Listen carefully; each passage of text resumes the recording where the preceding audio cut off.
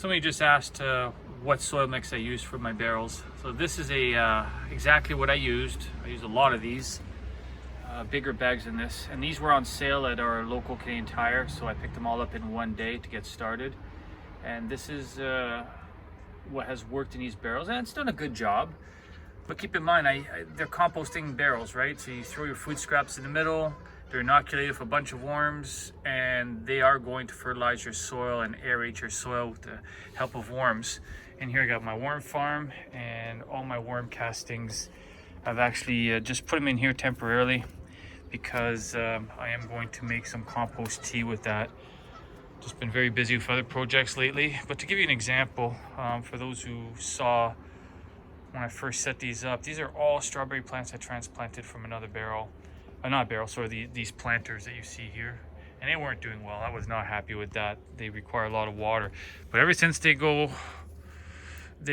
put in this barrel here, where I was very concerned that they wouldn't survive because of crushing the roots, especially these ones, they're thriving. Like, I mean, I got better leaves and better plant growth here than last year by far. And I think it's going to be a very fruitful growth period. Some plants I'm leaving to seed because they did so well last year, like this kale plant. I'm going to be harvesting these seeds and making sure there's always a supply. As an FYI, actually, before I show you that, just so you know, this is the soil of this barrel here. As you can see, it's really fluffy. Like, I don't have to push very hard to just get in here. It just works really well. Oops, I knocked this out there. Let's put that back in there. We got some very expensive garlic. Just transplanting it and see how it grows in here. A lot of fun. But oh, see, it's already starting to grow here. Catnip, of course, but I don't know if you can tell, but I'm never gonna have a lack of Swiss chard. The ones that seeded last year, I got more than enough to last this season and harvest more seeds. Anybody want chard? Anyways, I already did 2 harvests this year, and I'm going to do 1 more harvest this week. These have grown substantially since.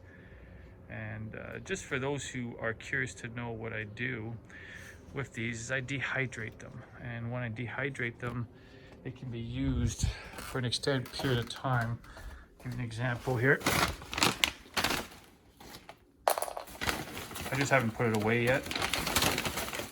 These are those 2 harvests that we were talking about. This is all dehydrated leaves of kale and Swiss chard. Nice and crispy.